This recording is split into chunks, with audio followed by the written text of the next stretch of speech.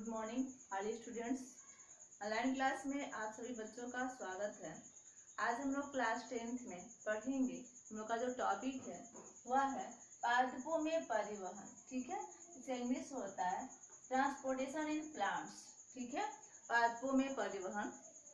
तो पादपों में परिवहन के लिए हम लोग पढ़ेंगे कि जो पादप होते हैं उसमें जो भी रासायनिक क्रियाएं होती है वो सब के सब जो है तरल माध्यम में होती है, यानी कि जलीय माध्यम में होती है। ठीक है, और इसमें हम देखते हैं कि जो पादपों में परिवहन, ठीक है, देखिए यहाँ पे पादप मीन्स पौधे, पौधे और परि मीन्स चारों तरफ, चारों तरफ, और वहन मीन्स यानी कि ले जाना या घूमना या ले जाना।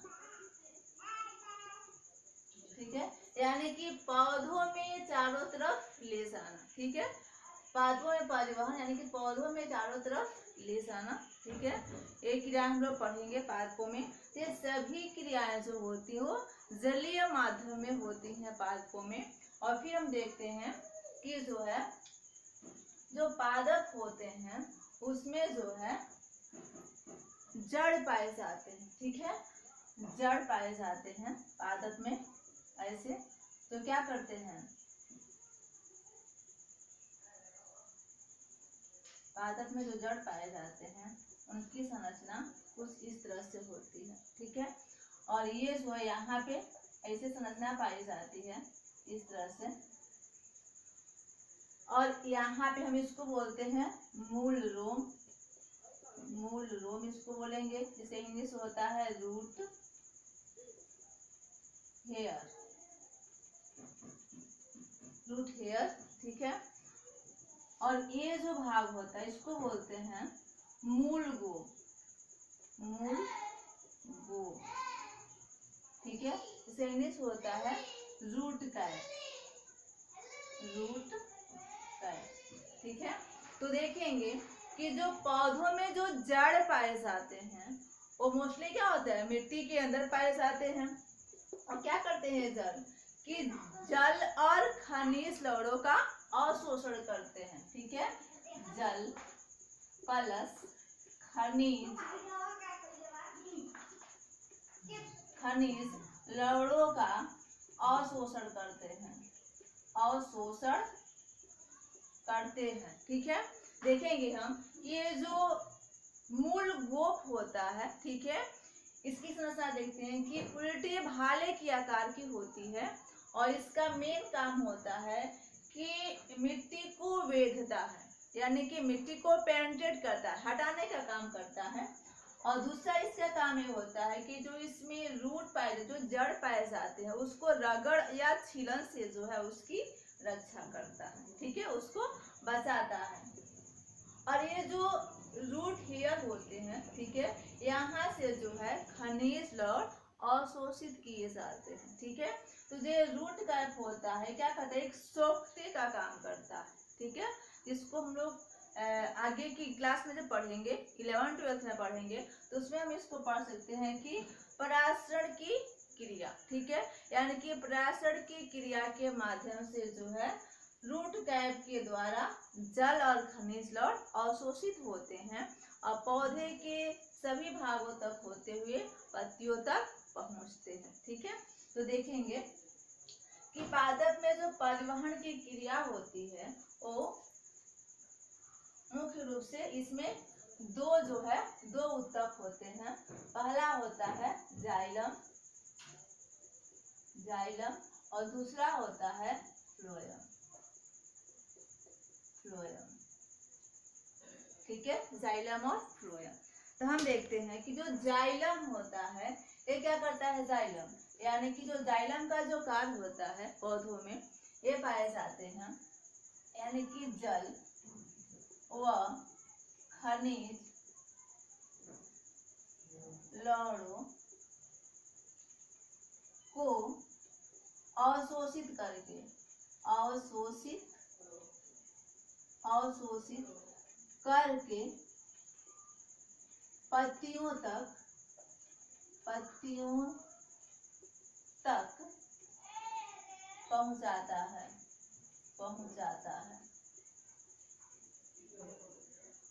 ठीक है। जब पत्तियों तक पहुंचाता है तो आप लोग जानते हैं इसके बाद से क्या आएगा, प्रकाश संश्लेषण, ठीक है। प्रकाश संश्लेषण की क्रिया आएगी इसके बाद से।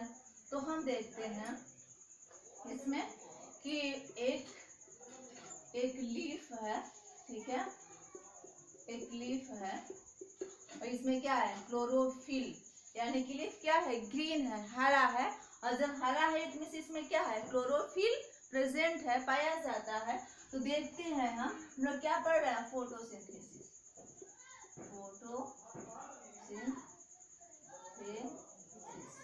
यानी कि प्रकाश संश्लेषण, ठीक है। फोटोसिंथेसिस का हिंदी होता है प्रकाश संश्लेषण, ठीक है। तो मैं ये बता रही हूँ कि जब खनिज लवण पहुंच जाता है तो प्रकाश संश्लेषण क्रिया किस तरह से होती है, फिर इसके आगे बताऊंगी मैं। तो उसके बाद से फ्लोएम का क्या कार्य होता है, ठीक है। तो देखेंगे कि जब ये ग्रीन लीफ है कि एक हरी पत्ती है, तो आप लोग जानते हैं क्या, इसमें क्लोरोफिल प्रेजेंट है, पाया जाता है। तो देखेंगे कि जब जड़ के द्वारा यहाँ से होते हुए जल और खनिज लवण पत्तियों तक पहुंच रहे हैं, ये क्या है, H2O प्लस मिनरल्स है, ठीक है। जल और खनिज लवण है, ठीक है, पत्तियों तक जा रहा है। और पत्तियों में ऑलरेडी क्या है, क्लोरोफिल है। ऊपर क्या है, सनलाइट, ठीक है, ये सनलाइट है, इस पे आके गिर रहा है, सनलाइट पड़ रहा है। इसके सराउंडिंग में यानी कि पत्तियों के चारों तरफ एटमॉस्फेयर यानी कि वातावरण में क्या पाया जाता है, CO2 यानी कि कार्बन डाइऑक्साइड इसमें प्रेजेंट है, पाया जा रहा है, ठीक है। तो जब सनलाइट पड़ता है यहाँ पे, इसमें क्या होता है, जो सनलाइट आता है ये कंटिन्यू न आकर के यानी कि सतत न आकर के क्या आता है, डिसकंटिन्यू आता है, ठीक है। इसको हम लोग एक पैकेट या बंडल के रूप में भी कह सकते हैं, बता सकते हैं कि एक पैकेट या बंडल के रूप में सनलाइट जो है वो पत्तियों पे आकर के गिरता है, ठीक है, आके लगता है। इसको हम लोग फोटान बोलते हैं, फोटान, ठीक है, एक फोटान, ठीक है, एक पाउच के रूप में आता आके गिरता है। और ये सनलाइट है क्या, एनर्जी, ऊर्जा है, जो कहाँ से मिल रहा है, सूर्य से। आप लोग जानते हैं कि इस पृथ्वी पर ऊर्जा का मात्र एक ही स्रोत है, वह है सनलाइट यानी कि सूर्य, ठीक है। तो जब आके सनलाइट इस पत्ती पर गिर रहा है, इसमें क्या है, फोटान है, इसमें जब आके गिरता है इसमें क्लोरोफिल है। अब इसको क्या मिलेगा, सनलाइट, सूर्य का प्रकाश इसको मिल गया, पत्ती को क्लोरोफिल है, ठीक है। और इसके चारों तरफ क्या है, कार्बन डाइऑक्साइड है। इसमें से नीचे से इसके जो पौधा है उसके जड़ से क्या मिला इसको, H2O यानी कि जल और मिनरल्स यानी कि खनिज लवण। इन सभी की उपस्थिति में, इन सभी की प्रेजेंस में जब ये अपना क्रिया करता है, अभिक्रिया करता है, तो बनाता है यहाँ पे मंड बनाता है, यानी कि C6H12O6 फिर प्लस C6H12+O6, ठीक है। तो दोनों मिलके बन जाता है C12H22O11, ठीक है। और ये होता है आपका चीनी का फार्मूला, ठीक है। यानी कि इसको हम बोलेंगे ग्लूकोज या मंड बन जाता है। यानी कि जब सनलाइट इस पे आके गिरा, ठीक है, और ये सभी क्रियाएं सब आके यहाँ पे इन्वॉल्व हो गया, यानी कि पूर्व से यहाँ पे रासायनिक क्रिया हो गई, तो इसके परिणामस्वरूप क्या बना, हमें मंड मिला, ठीक है। यानी कि C6H12O6 जिसको हम लोग ग्लूकोज, ठीक है, कार्बोहाइड्रेट में पढ़ते हैं, और C12 यानी दोनों को आपस में जोड़ दिए तो क्या हो गया, चीनी C12H22O11, ठीक है। बस अभी इतना जानिए, आगे आप लोग जानेंगे ऐसे क्यों होता है, ठीक है। अब यहाँ पे क्या बन गया, मंड बन गया, ठीक है। यानी कि जो सनलाइट आया, पत्तियों ने अपना अभिक्रिया किया और उसे क्या बना, इसको ग्लूकोज मिला, ठीक है, बन गया। अब इसके जब ग्लूकोज पत्तियों में बन गया, इसको हम बोलते हैं प्रकाश संश्लेषण की क्रिया, यानी इंग्लिश में बोलते हैं इसको फोटोसिंथेसिस। ठीक है, क्लियर हो गया आप लोगों को।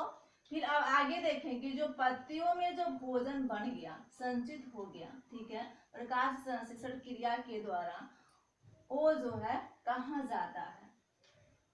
ठीक है, तो ये तो काम था जाइलम का। ठीक है, अब हम देखेंगे कि जो फ्लोएम है, फ्लोएम ये क्या करता है। फ्लोएम जो दूसरा है, फ्लोएम ये क्या करता है कि पत्तियों में बने हुए भोजन को पौधे के विभिन्न ऊतकों या कोशिकाओं तक पहुंचाने का कार्य करता है। ठीक है, लिखेंगे यहाँ पे कि पत्तियों में बने हुए भोजन को पौधे के विभिन्न भागों में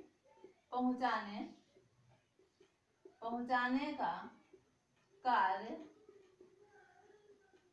करता है। ठीक है, क्लियर हो गया।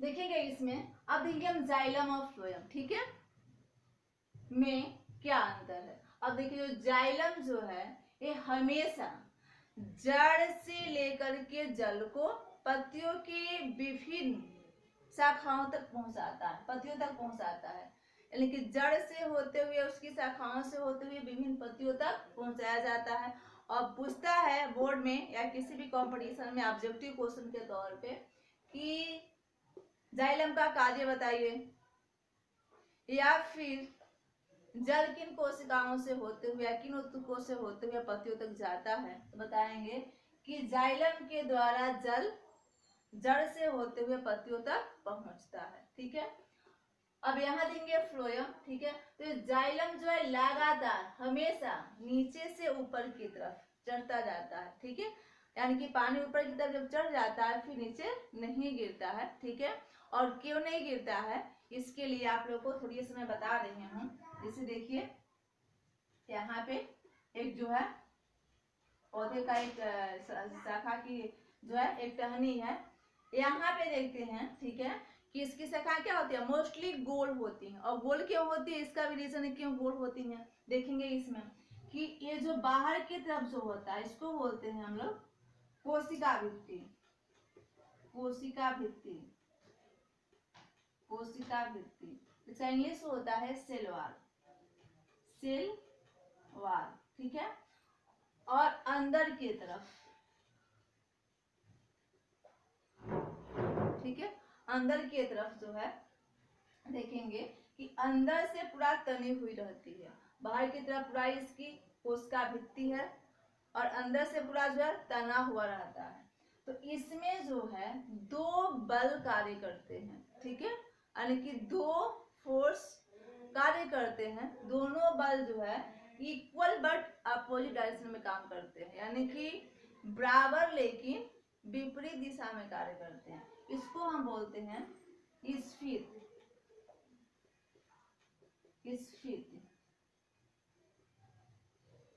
ठीक है, या टर्गर प्रेशर, टर्गर प्रेशर। ठीक है, तो देखेंगे कि ये जो कोशिका भित्ति है वो बाहर से अंदर की तरफ बल लगाती है और सेम उतने ही बल ये स्फीत होता है, स्फीत प्रेशर वो अंदर से बाहर की तरफ लगाता है, यानी कि दोनों का बल इक्वल होता है बट डायरेक्शन उसका जो है अपोजिट होता है, यानी कि उसकी जो दिशा होती है वो विपरीत होती है। यही कारण है कि जब एक बार पानी ऊपर चढ़ जाता है तो फिर नीचे नहीं गिरता है, कंटिन्यू ऊपर की तरफ चढ़ते जाता है।